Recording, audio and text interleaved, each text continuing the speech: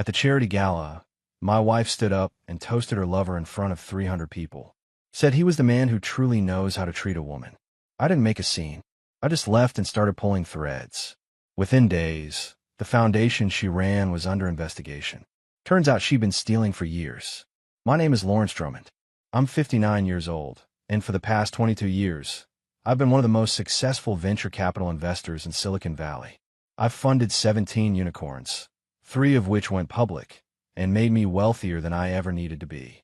But money was never the point. The point was building something that mattered, backing brilliant minds who could change the world.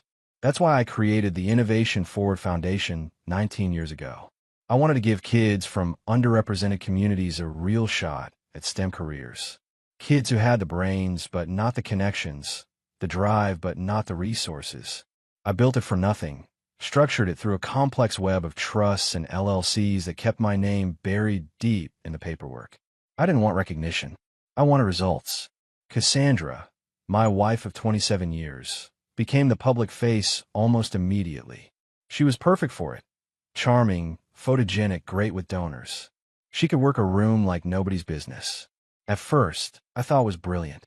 She handled the spotlight while I handled the strategy. A partnership. Except somewhere along the way, she started believing her own press releases. Started thinking she was the architect instead of the ambassador. Started making decisions without consulting me. Bringing in new board members I'd never vetted. Restructuring programs I'd spent years developing. And then came Brett Fontaine. He showed up about 3 years ago as a strategic consultant, after our board had explicitly rejected his proposal for corporate lobbying services. Too aggressive, too unethical, they'd said. I'd personally signed off on that rejection. But Cassandra brought him back through a side door, gave him an advisory role that somehow came with a foundation email, travel privileges, and access to our donor network. I let slide, trusted her judgment. Big mistake. The $15 million gala is 2 days away. It's supposed to be our signature event of the year, celebrating innovation and opportunity. The venue's booked, the sponsors confirmed, the media scheduled. 300 of the most influential people in tech and philanthropy will be there. What none of them know, what even Cassandra doesn't know, is that I'm donor number 217, the anonymous benefactor who's been funding 73% of the foundation's operating budget for the past 19 years. The ghost in the machine. I'm sitting in my home office right now, looking at an envelope that arrived this morning. No return address. Inside is a single sheet of paper with DNA test results and a USB drive. The results confirm what the anonymous letter claimed. Philip, my oldest son, isn't biologically mine. The USB drive contains 3 years of financial records showing systematic embezzlement from the foundation. And tomorrow night, my wife is going to stand on a stage I paid for and toast the man who helped her steal from the organization I built. She just doesn't know I'll be watching. The Fairmont Ballroom sparkled like a jewel box. Crystal chandeliers. I'd personally selected cast warm light across 300 faces in designer suits and gowns. The Innovation Forward Foundation's 10th annual gala. My creation, my vision, my money. Though only 3 people in this room knew that last part. I stood near the back, deliberately positioned where the lighting was dim. Black tie, no flash, just another face in the crowd. That's how I'd always preferred it. Cassandra said I lacked presence. What I lacked was the need for applause. The program was running smoothly. Dinner finished, speeches delivered, checks written. The evening should have been winding down. Instead, Cassandra stood from the head table and tapped her champagne flute with a practiced smile that used to make my chest tighten. Now it just made me tired. If I could have everyone's attention, she called out. Her voice carried that performative warmth she'd perfected over the years. I know we've already heard wonderful words tonight, but I need to take a moment for something personal. The room quieted. I stayed perfectly still. She gestured to the man beside her. Brett Fontaine rose, adjusting his tuxedo jacket that fit just a bit too snugly across the shoulders. He had that eager look of a man who thought he'd finally made it to the big leagues. This foundation has changed so many lives, Cassandra continued, her hand finding Brett's arm. But it wouldn't be what it is without the tireless dedication of people who truly understand what it means to serve. Brett has been my rock, my partner in every sense. And tonight, I want to acknowledge that publicly. She raised her glass higher. The cameras from 3 local news outlets swiveled to capture the moment. "To the man who truly treats a woman right," she said, her eyes locked on Brett's face. "To the man who actually sees me, values me, and stands beside me in building something that matters. To Brett Fontaine." The applause started immediately, scattered at first, then building. Brett pulled her into an embrace that lasted 3 seconds too long for professional courtesy. She laughed into his shoulder, radiant, victorious. I didn't move, didn't blink, just watched as 300 people celebrated my wife, publicly claiming another man, at an event I'd funded with $15 million over the past decade. Then I turned and walked toward the exit. No hesitation, no scene. I simply placed my untouched bourbon on a passing server's tray, buttoned my jacket, and headed for the marble foyer. My footsteps echoed in the sudden quiet of the corridor. "Mr. Drummond." "Sir, please wait." I recognized the voice. Gerald Hutchins, the Gala chair. Former VP at Google, current board member, generally competent administrator. He came through the ballroom doors at a near run, his face pale despite the exertion. I stopped at the valet stand, but didn't turn around. "Sir," he said, slightly breathless. "Please." I didn't know. I swear to God, I didn't know she was going to. He paused, struggling for words. "Please don't pull the funding. The foundation needs you. The kids we serve need you." I handed my ticket to the valet, then finally looked at Hutchins. He was sweating despite the cool evening air. "Gerald," I said quietly, "check your email in exactly 12 minutes. You'll find a formal notice from donor 217 requesting immediate suspension of all disbursements pending an ethics review." His face went from pale to gray. "Sir, we have 3 weeks of operating capital. If you suspend, then you have 3 weeks to figure out where $2.3 million in foundation funds disappeared to over the past 36 months. I paused as my car pulled up. "Or you can ask Cassandra. I'm sure she'll have a very compelling explanation." I got into the car and didn't look back. Behind me, I heard Gerald say something, but the door was already closing. As we pulled away, I could see the marquee sign still glowing. Innovation Forward Foundation, building tomorrow's leaders today.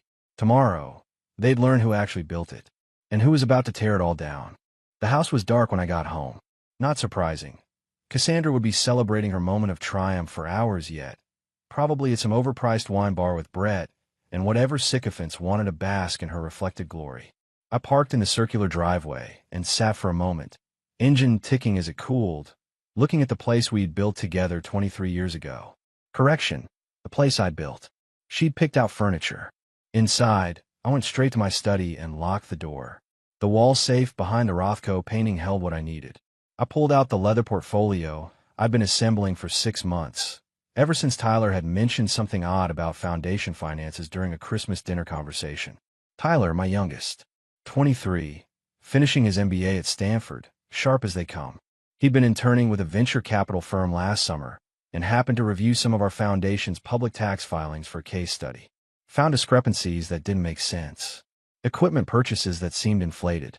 Consulting fees that exceeded industry standards by 300%. I told him I'd look into it.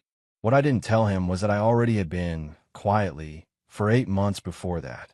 The portfolio contained everything. Bank statements showing wire transfers to shell companies in Delaware and Nevada. Brett Fontaine's real employment history, including a 4-year gap that turned out to be a stint in federal prison for securities fraud under his birth name, Brett Gilmore. Email chains between Cassandra and Brett discussing revenue opportunities and monetizing donor relationships. Invoices for services never rendered. And the DNA results, sitting on top like a cherry on a poisoned sundae. I'd suspected about Philip for years. The way Cassandra always changed the subject when I mentioned how different he looked from Melissa and Tyler. How she'd been distant that entire year before Philip was born. How she'd spent months visiting her sister in Boston when she was barely showing. The test confirmed it. Philip's biological father was James Ashworth, my former business partner at the venture firm. James, who died in a skiing accident in Aspen 15 years ago. James, who Cassandra had worked with closely during our early years, back when we were all young and hungry and stupid enough to think success came without consequences. Did she love him? Did she plan to leave me? I'd never know. James took those answers with him off that Black Diamond run. But Philip was his son, not mine. 28 years of birthdays, graduations, teaching him to drive, paying for Yale Law School. And none of it mattered because the fundamental premise was a lie. I should have been angry. Instead, I felt a strange sort of clarity. This wasn't about emotion. This was about structural integrity. You don't fix a building with a rotten foundation. You condemn it and start over. My phone buzzed. A text from Gerald Hutchins. Emergency board meeting called for 9 a.m. tomorrow. Please reconsider. We can work through this. I didn't respond. Instead, I opened my laptop and accessed the foundation's donor management system. My credentials still worked. Cassandra had never thought to lock me out of the system I designed. Sloppy. Her arrogance had always been her weakness. I pulled up donor 217's profile. Anonymous benefactor. Contributions totaling $15.3 million over 19 years. Structured through a daisy chain of trusts that would take a forensic accountant months to unravel. But the kill switch was simple. I clicked suspend all recurring donations. Then I drafted an email to the board's legal counsel, attaching a compressed file marked Financial Irregularities. Urgent. The file contained copies of everything in my portfolio. Everything except the DNA results. That revelation would come later, when it would hurt the most. The email sent with a soft whoosh. I poured myself 2 fingers of Macallan and walked to the window. The city lights stretched out below, millions of people living their lives, completely unaware that in this house, in this moment, I was systematically dismantling everything my wife thought she'd built. She'd wanted the spotlight, wanted the applause, the accolades, the public adoration. Fine. Let her have it. Let her stand in that light, while I removed every support beam beneath her feet. By morning, the board would know. By afternoon, the media would be circling. By next week, federal investigators would be asking questions about those shell companies.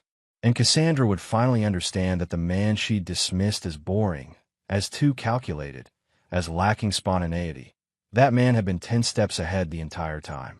I raised my glass to my reflection in the window. To the architect, I said quietly, the one nobody saw coming. The emergency board meeting started without me. I watched it remotely from my home office, camera off, microphone muted. Just another anonymous participant in the video grid. They didn't know I was there. They never did. Gerald Hutchins looked like he'd aged 5 years overnight. His tie was loose, hair uncombed, reading glasses sliding down his nose as he shuffled through printed documents. The conference room at Foundation headquarters was packed. All 12 board members present, plus legal counsel and the CFO, Amanda Price. Let's get straight to it, Gerald said, his voice rough. At 11:47 last night, donor 217 suspended all funding indefinitely. This represents 71% of our annual operating budget. The room erupted. Questions overlapped, voices rising in panic. How is that even possible? Can they just pull out without notice? What about the grant agreements? Amanda raised her hand, and the room quieted. She was good in a crisis, I'd give her that. Former CFO at Cisco, brought her on 3 years ago specifically because she was thorough and wouldn't be intimidated by board politics. The donor agreement includes a clause allowing immediate suspension if the donor perceives a breach of ethical standards or fiduciary responsibility, she said. It's ironclad. We signed it 19 years ago. What breach? Someone asked. What happened? Gerald's face told the story before his words did. Donor 217 also sent a package to our legal counsel. It contains evidence of financial irregularities dating back 36 months. Shell companies receiving foundation funds. Inflated invoicing. Possible embezzlement. The silence was absolute. How much are we talking about? A board member asked quietly. Preliminary review suggests $2.3 million. More silence. Then chaos.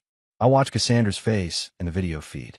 She joined from home, hair perfect despite the early hour, sitting in what used to be her shared office.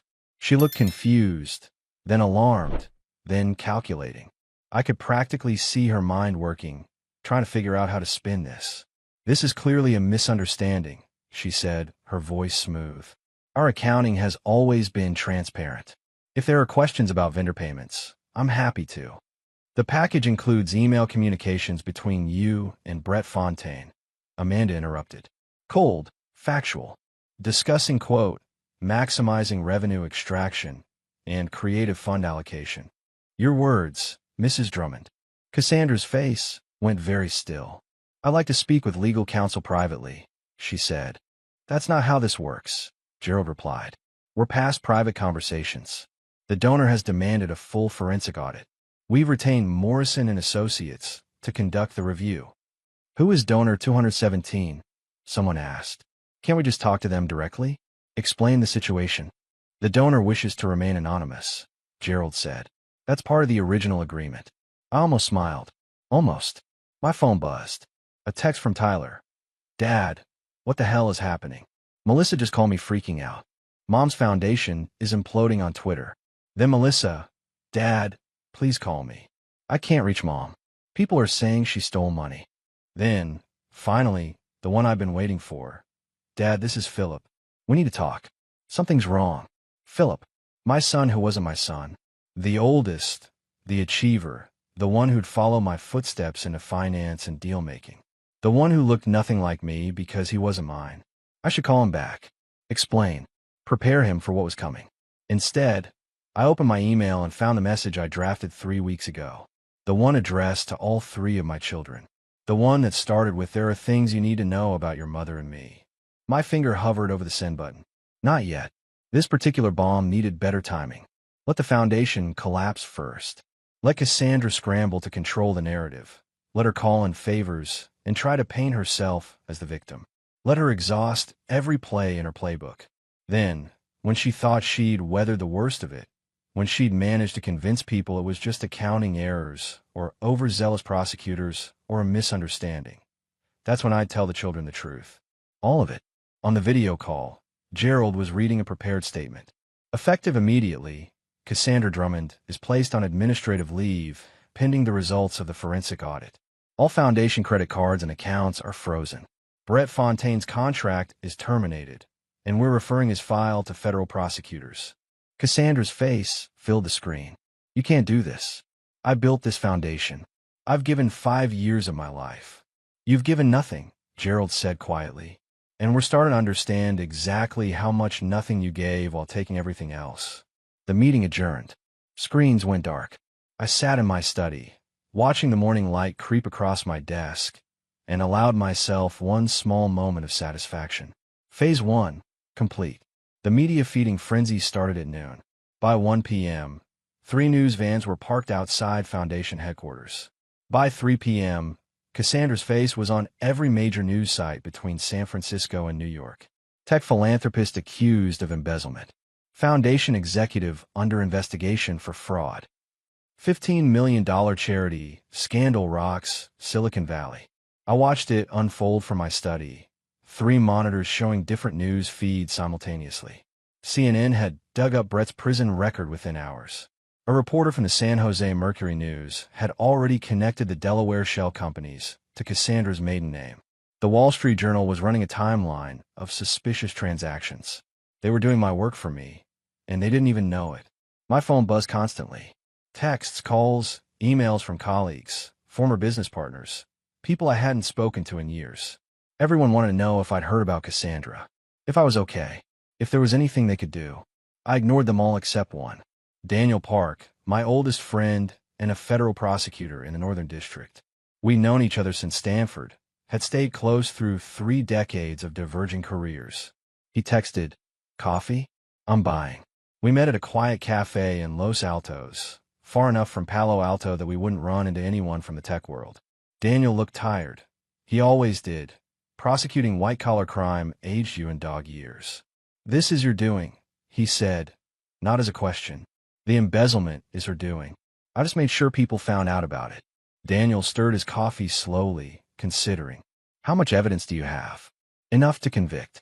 Bank records, emails, wire transfers, testimony from vendors who were paid kickbacks. And that's just the financial side. There's more." I pulled out a USB drive and slid it across the table. Brett Fontaine served 4 years for securities fraud under the name Brett Gilmore. Cassandra knew about his record when she hired him. There are emails discussing how to hide his background from the board. Daniel pocketed the drive without looking at it. You know I can't officially accept this from you. Good thing we're just having coffee then. He smiled slightly. She's going to lawyer up. Probably already has. Let her. Discovery is going to be fascinating. Doug, I need to ask you something, and I need you to be straight with me. Daniel leaned forward. Is this about the money, or is this about the affair? It's about the truth, I said. She stood on a stage I paid for, toasted a man she was sleeping with and stealing for, and did it in front of 300 people who thought they were supporting a charitable cause. She turned something good into her personal game. That ends now. You could have just divorced her quietly. Quietly doesn't fix what she broke. Those shell companies, that missing money, it should have been going to STEM scholarships. Instead, it paid for Brett's lifestyle and Cassandra's delusions of grandeur. Daniel was quiet for a long moment. The kids know. As of yesterday. Philip, Melissa, and Tyler. They know about the embezzlement. How they take it. Tyler wants to help. Melissa is devastated. Philip, I paused. Philip asked me if I'd known all along. If I'd been waiting for the right moment to destroy her. What did you tell him? I told him I've been building foundations my entire career. I know how to dismantle them, too. Daniel finished his coffee. She's going to fight this. Her lawyers will argue accounting errors, misunderstandings, blame Brett for everything. She can argue whatever she wants. The evidence doesn't care about her narrative. And when the press comes after you, when they start asking why the mysterious donor 217 pulled funding the same night she gave that toast, when they connect you to this, then I'll tell them the truth. I'm the man who built the foundation she destroyed. I'm the donor who watched his money get stolen. I'm the husband who was publicly humiliated. And I'm the one who made sure there were consequences. Daniel stood to leave. For what it's worth, I think you're doing the right thing. She needs to answer for this. It's not about what I think she needs. It's about what those kids we were supposed to help deserved. They deserved better than having their future stolen by someone's ego and greed. That evening, Cassandra finally came home. I heard her car in the driveway around 8 p.m., heard the front door open and close. She walked into my study without knocking, still wearing the clothes from this morning. Makeup smudged, hair disheveled. We need to talk, she said. No, we don't. Lawrence, please. This is getting out of control. The media is destroying me. The board has frozen my accounts. I can't even access my own. They're not your accounts. I interrupted. They never were. They're foundation accounts. You just had signing privileges. Past tense. You did this. Her voice was sharp, accusatory. You sent that package to the board. You pulled the funding. You're sabotaging me because you're jealous of Brett. I looked at her, really looked at her, and felt nothing. No anger, no pain, just a vast emptiness where 27 years of marriage used to be. I'm not jealous of Brett, I said quietly. I pity him. He's a convicted felon who thought he could con his way into legitimacy through you. And you were arrogant enough to think you could steal from a foundation I built, and I'd never notice. I didn't steal anything. Those were legitimate expenses, consulting fees. $2.3 million in consulting fees to shell companies you and Brett created. That's not consulting, Cassandra. That's fraud. Her face changed then. The performance dropped away, and I saw a calculation in her eyes. What do you want? She asked. Money? I'll pay it back. A divorce? Fine. Just make this stop. I want you to understand something. This isn't negotiable. You're going to be indicted. You're going to be prosecuted. And you're going to face the consequences of what you did. You sanctimonious bastard, she hissed. You built that foundation to stroke your own ego, to play God with other people's lives. You never cared about those kids. You cared about control. Maybe, I said, but I didn't steal from them. That's the difference between us. She stared at me for a long moment, then turned and walked out. 3 hours later, her lawyer called mine. The war had officially begun. Tyler called me at 6 a.m. 2 days after the story broke. I was already awake, hadn't really slept since this started. Coffee in hand, watching the sunrise through my study window, mentally preparing for another day of controlled demolition. Dad, we have a problem, Tyler said without preamble. His voice had that tight quality it got when he was stressed. What kind of problem? Someone leaked the DNA results. Philip just called me. There's a reporter from TechCrunch asking him questions about his biological father. I was silent for 3 seconds while my mind processed the implications. How did they get the results? I don't know, but they have them. Philip said the reporter quoted specific numbers from the paternity test. Dad, This is about to go public. I sat down heavily. This wasn't supposed to happen yet. The DNA revelation was supposed to come later, on my terms, after the criminal case was built. Not now, not like this. Where's Philip? At his apartment in Boston. He's not answering Mom's calls. Dad, he's pretty messed up about this. I'll handle it. Don't talk to any reporters.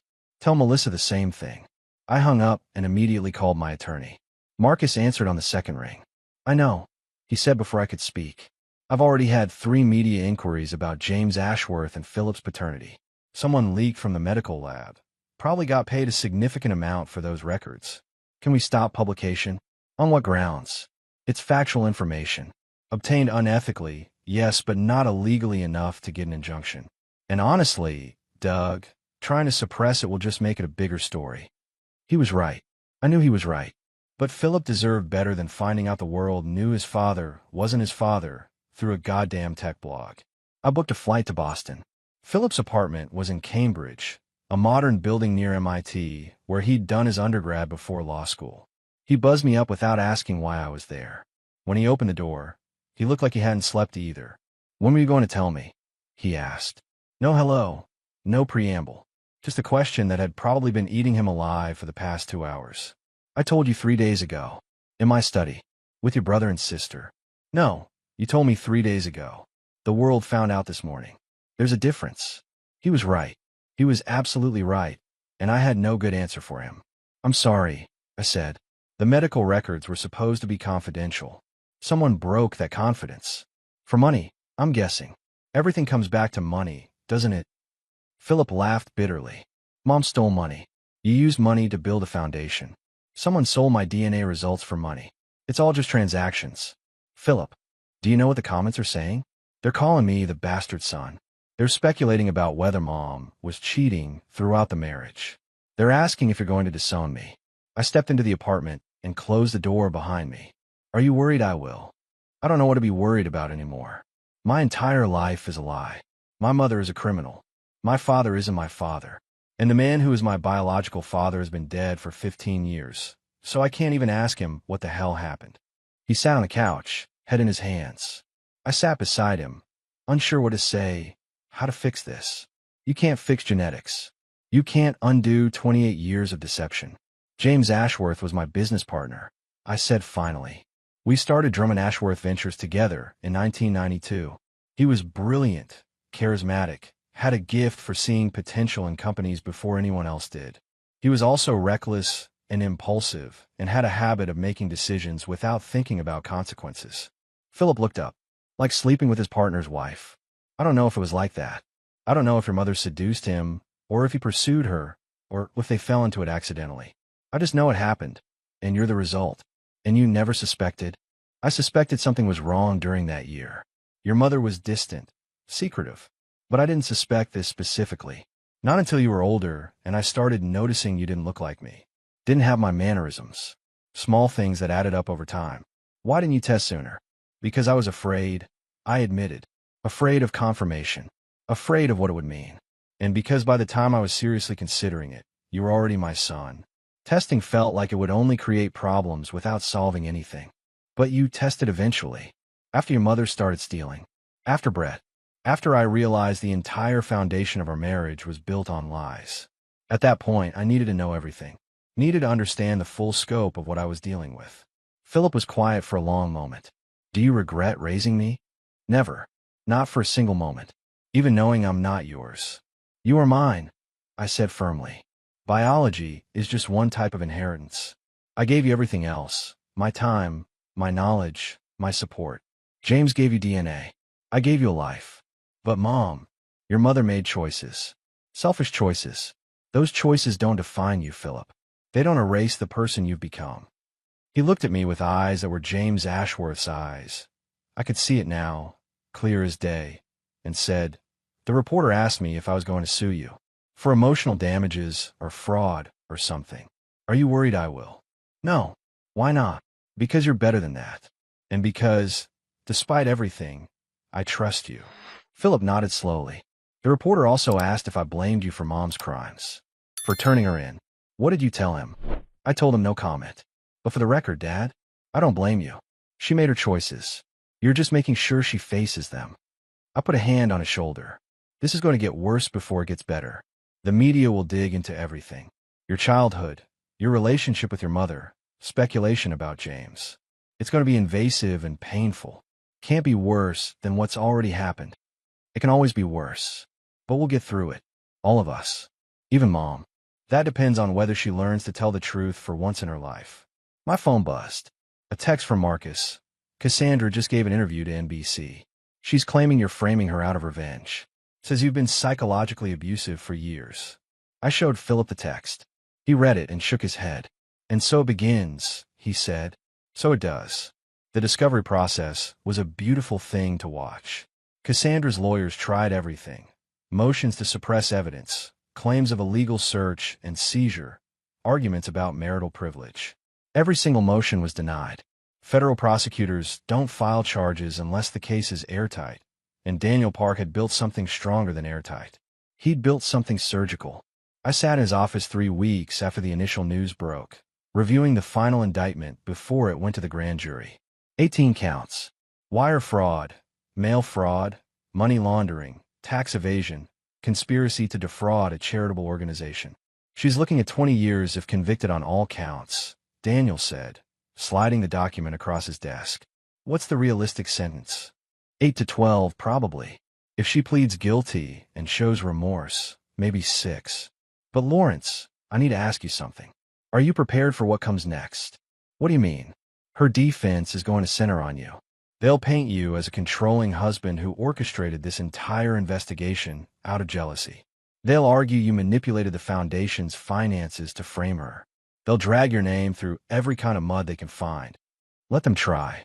I'm serious.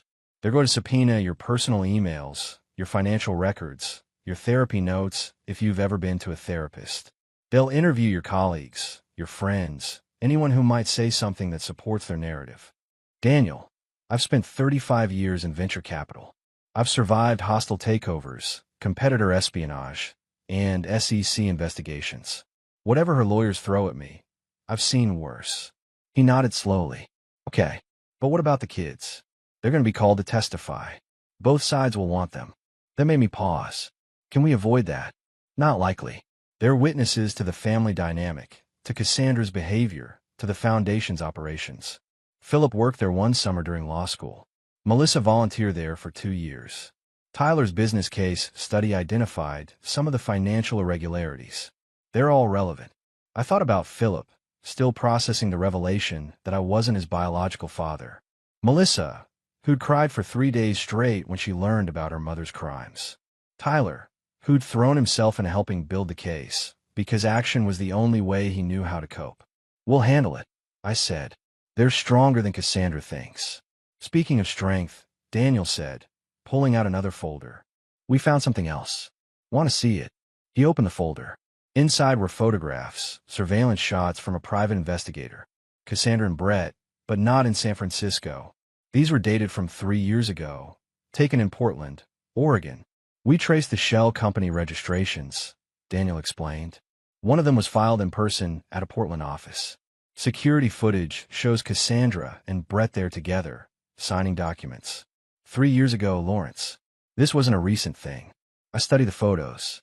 Cassandra looked younger, happier. Brett looked like a man who thought he'd found his golden ticket. How long were they planning this? Based on the paper trail? At least 4 years. Maybe longer. They were patient, methodical. Small amounts at first, testing the system. When nobody noticed, they got bolder. For years. While I was funding scholarships and building programs, she was systematically robbing them. There's one more thing, Daniel said quietly. We found life insurance policies. She took out 2 policies on you, 18 months apart. Combined value, $12 million. You're listed as unaware of the policies. The room went very cold. Are you suggesting? I'm not suggesting anything. But the FBI has flagged it as suspicious. 2 large policies, neither disclosed to you.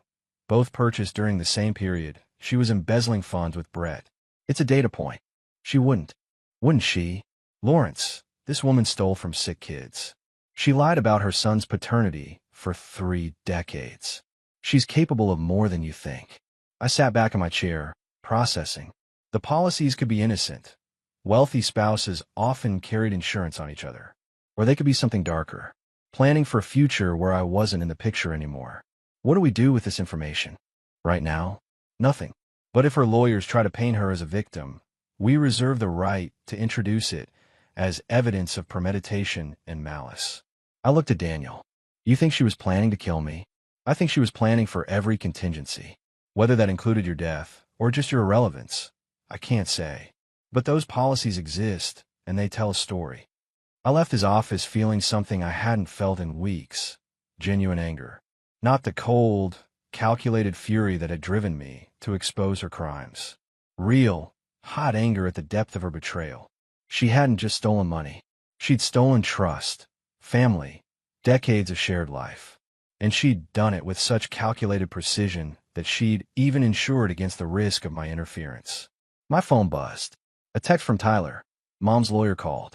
She wants to meet with all of us. Says she needs to explain everything before the trial. What should I tell him? I typed back. Tell him no. She had 27 years to explain. She chose lies instead. Cassandra's bail hearing was a circus. Media packed the courthouse. Cameras lined the steps. Reporters shouting questions as her legal team tried to hustle her through the side entrance. She wore a conservative navy suit, minimal makeup, hair pulled back. The costume of a woman trying to look sympathetic. I watched from the back of the courtroom gallery, baseball cap pulled low, unnoticed in the crowd. I wanted to see how she'd play this. The prosecution argued she was a flight risk. Significant financial resources, connections abroad, facing decades in prison. They requested bail be set at $5 million cash. Her lawyer countered that she was a pillar of the community, a dedicated philanthropist, a mother of 3 who devoted her life to public service. Flight risk was absurd. She had roots here, family, obligations. The judge, a stern woman in her 60s named Patricia Holbrook, looked unimpressed. Mrs. Drummond, Judge Holbrook said, "You're accused of stealing $2.3 million from a charitable foundation dedicated to helping disadvantaged children. The evidence appears substantial. Why should I believe you'll appear for trial?" Cassandra stood, and I could see her lawyer wince slightly. He hadn't wanted her to speak. "Your Honor, I understand how this looks. But I swear to you, I never intended to harm anyone. Those funds were legitimate expenses, administrative costs that got miscategorized. My husband," her voice faltered perfectly, "my husband is a controlling man who's using this situation to destroy me because I wanted a divorce." There it was. The victim narrative.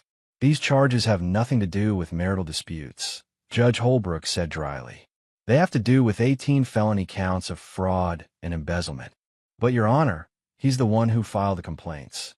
He's the one who turned over private financial records. This is a vendetta, not a prosecution." "Mrs. Drummond, that's enough. Bail is set at $3 million cash or bond. You'll surrender your passport immediately. Electronic monitoring is mandatory. Next case." The gavel came down. Cassandra looked stunned. She'd expected sympathy, gotten procedure instead. As she was let out, her eyes swept the gallery. For just a moment, they locked with mine. Recognition flashed across her face, followed by something harder. Hatred, maybe, or fear.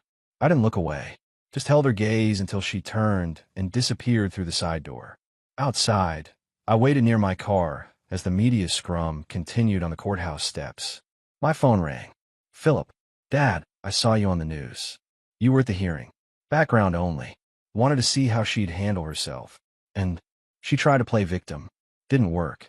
Philip was quiet for a moment. "Melissa wants a post bail for her. She's been calling me all morning, crying, saying we can't let Mom sit in jail. That's Melissa's money. Her choice. But if we post bail, doesn't that make us complicit? Like we're supporting what she did? No. It makes you her children. You're allowed to love someone even when they've done terrible things. That's not complicity. It's humanity. Would you post bail for her?" "No. But I'm not her child. I'm the man she betrayed. Different relationship, different obligations." "Tyler says posting bail is stupid. Says we'd be throwing money away because she'll probably flee anyway." "Tyler's practical. Sometimes too practical. What do you think?"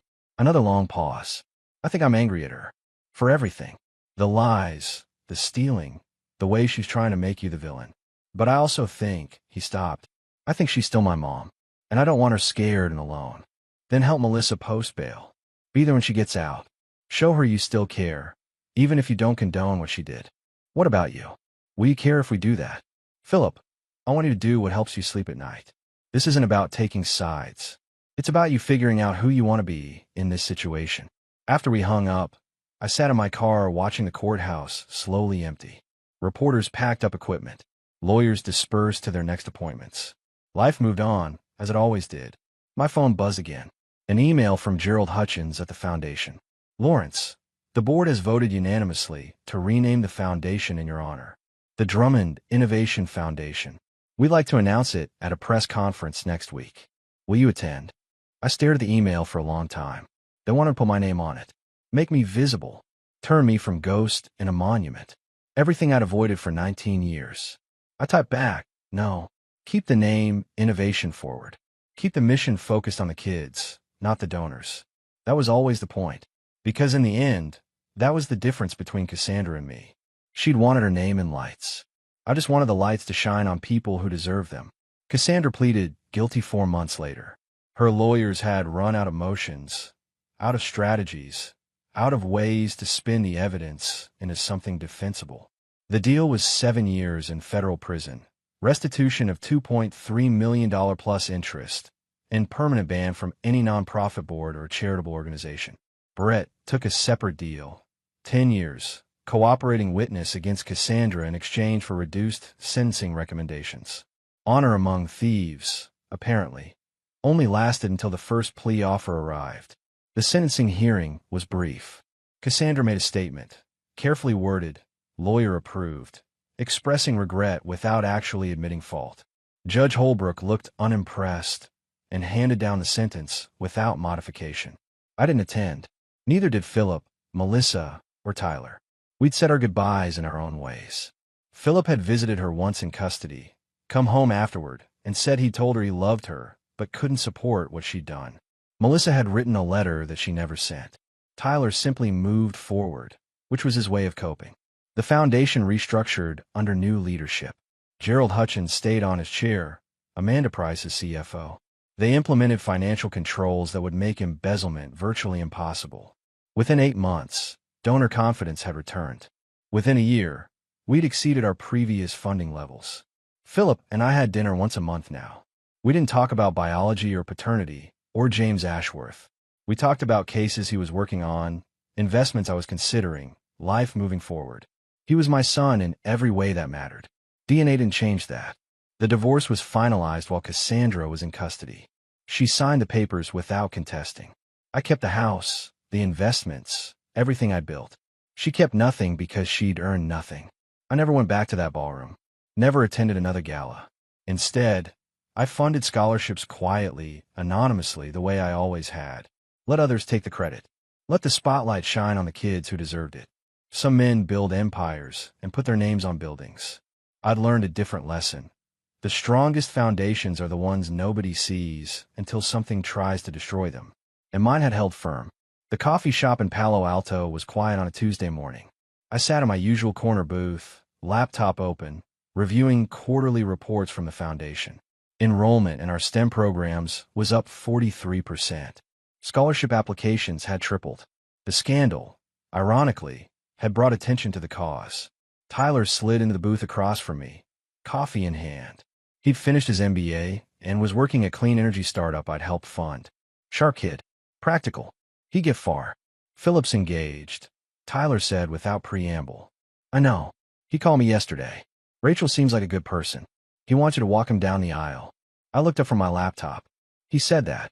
Well, he said Dad should give me away if he's willing. Those were his exact words. Something in my chest loosened slightly. Tell him I'd be honored. Melissa joined us 5 minutes later, fresh from a morning yoga class. She'd moved back to California, was working in educational technology, seemed healthier than she'd been in years. Mom called me yesterday, Melissa said quietly. We both looked at her. From prison? Tyler asked. Yeah, she wanted me to visit. Said she's been in therapy, working through things, wants to apologize properly. Are you going? I asked.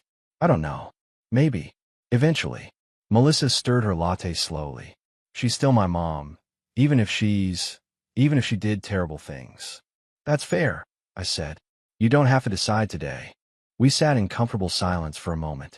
My 3 kids, well, 2 biological, 1 not, but that distinction had stopped mattering somewhere along the way. They were who they'd always been. Mine. The foundation wants to do a 20-year anniversary event, I said, changing the subject. Gerald's pushing for something big. Donor recognition, media coverage, the whole thing. Are you going? Melissa asked. Probably not. Never been my style. Dad, Tyler said, leaning forward. You built that foundation. You saved it when Mom tried to destroy it. You don't have to hide anymore. I'm not hiding. I'm just choosing where I stand. And where's that? I closed my laptop and looked at my children, strong, smart, resilient despite everything they'd been through. Right here, I said, with the people who matter. Everything else is just noise. Tyler smiled. Melissa reached over and squeezed my hand. And for the first time in a very long time, I felt something close to peace. The foundation would continue. The scholarships would get funded. Kids who needed opportunities would get them. And my name would stay where it had always been, in the background, supporting the structure, invisible but essential. Some legacies are measured in buildings and monuments. Others are measured in lives changed, futures built, foundations that hold firm when everything else collapses. I'd chosen the second path, and I'd do it again.